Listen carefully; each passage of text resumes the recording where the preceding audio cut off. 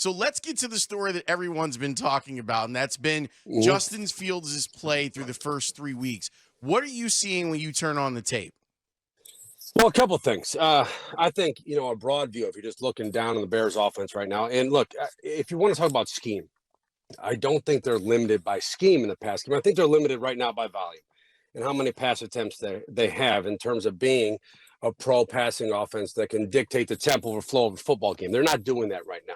But in terms of the scheme and what's there are throws to be made in the tape. We have to address that because you go back to the Green Bay game, look this past Sunday and the game against Houston.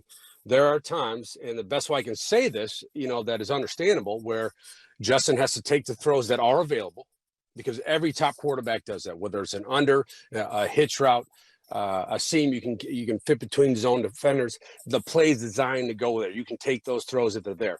And also there's opportunities based on the tape where more third level throws, where I think he has opportunities to cut it loose as a thrower. Now, on top of that, there are times when he has to make those throws possible. And you look, there has been pressure in the pocket. We understand that. There's going to be pressure behind this offensive line at times. I think everyone understands that.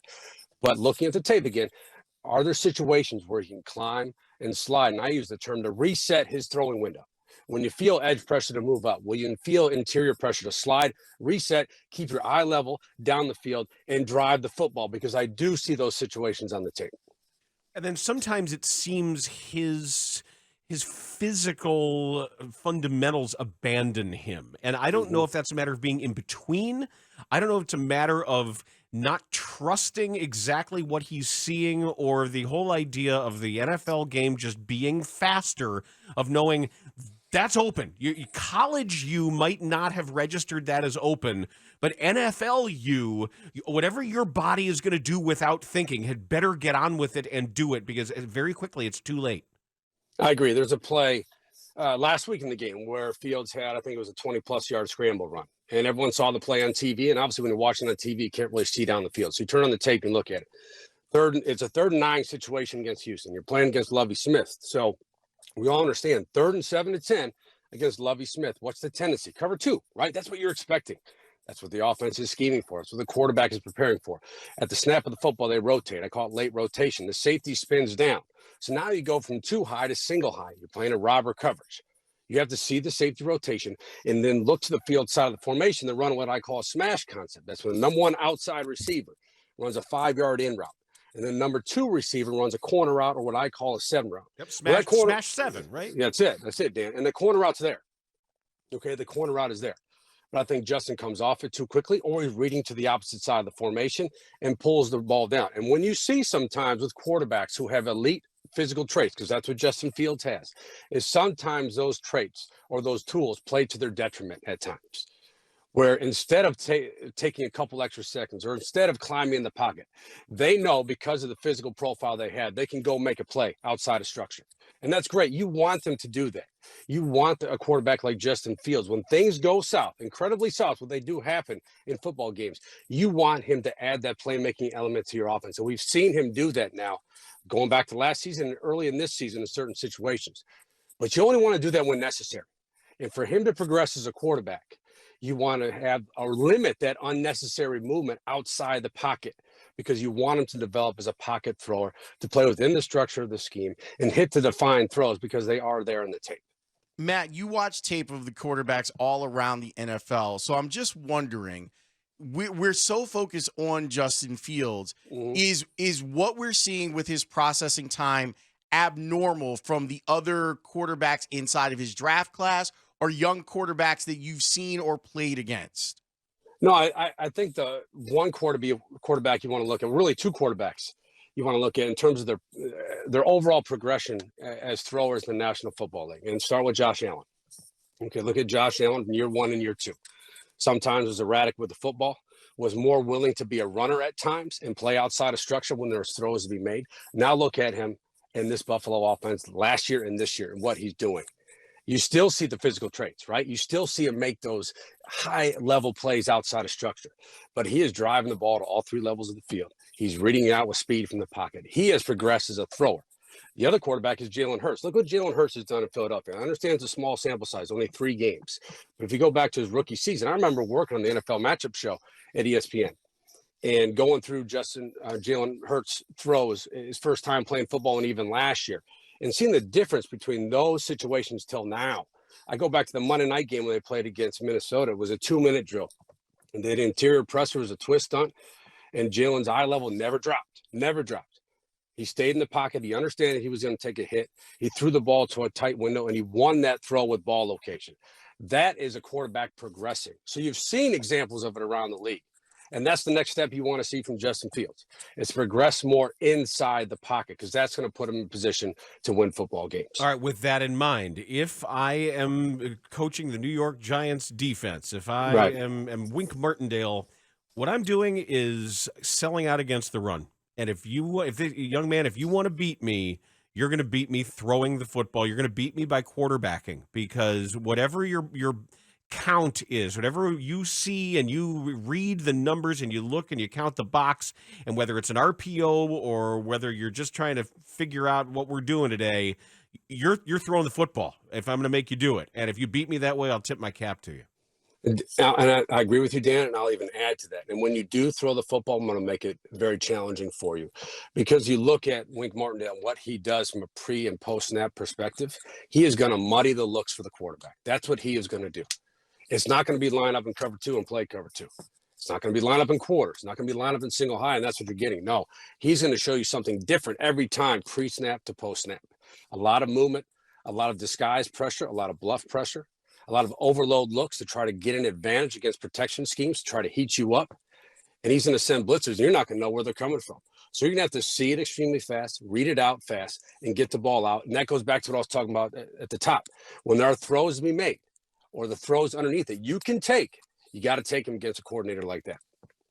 That voice you hear is the voice of Matt Bowen. He's our guy on Thursdays. He breaks stuff down. You can watch him on ESPN. You can follow him on Twitter at MattBowen41.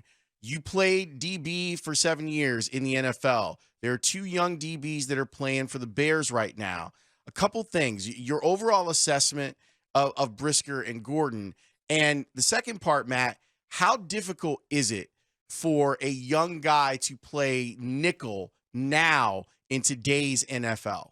Well, I'll start with both players. I love the draft picks. I go back to April, and was a little surprised they went, defense heavy at the top of the draft, maybe. But then you look at what they do from a defensive perspective, and Gordon and Brisker are ideal fits for what they want to do. Start with Brisker. Brisker's a top-down player. You saw that at Penn State. Yeah, can he carry in a quarter scheme and match number 2 vertical? Yes, he can do all that. But he is a top-down disruptor. He's someone that can fit in the run front. He can make plays in the football from the deep half. He can match up the tight ends. I think he's going to be a real high-level player in this system. And with Gordon, he gives you inside-outside flex. He can play inside like you're talking about, Lawrence. He can play outside the numbers. Another very disruptive player that can blitz. We saw that the other day when he got a hand on the football in the one pressure scheme they ran against Houston, and he came off the edge and got a PBU. I think he's very active in coverage. I think he's competitive in coverage. The number one thing of both of these guys, they will tackle.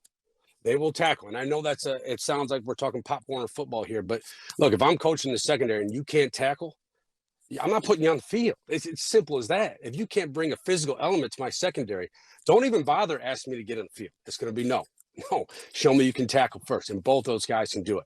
Now, playing the slot in today's NFL is, you have to have, I use the term multi-dimensional traits, because you have to cover. You have to play in a short area. You have to be able to be a man and a zone coverage corner. You have to have backfield vision to read inside to the quarterback to close windows as a zone defender. You have to blitz, and you have to tackle in space. It's a lot of responsibilities. And look, we've seen with Gordon, the Sunday night game against Green Bay is a great example. He made the play in the high red zone.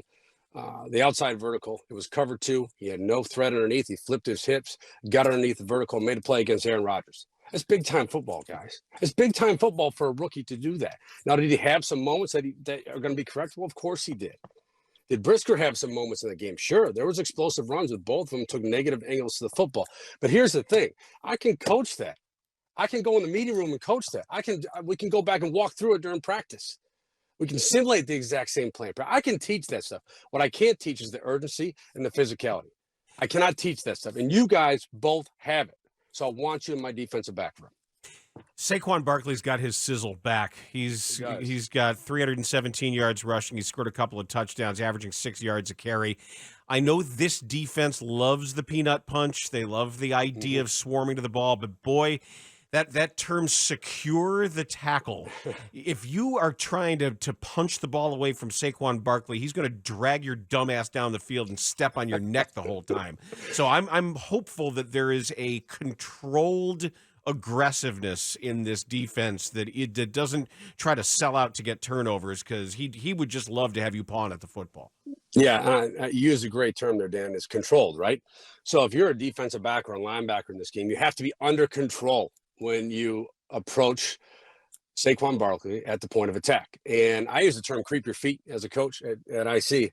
What I mean by that is you're a defensive back. You have to eliminate the distance to the ball carrier, right? If you stop your feet in the open field against Saquon Barkley, forget about it. It's a touchdown.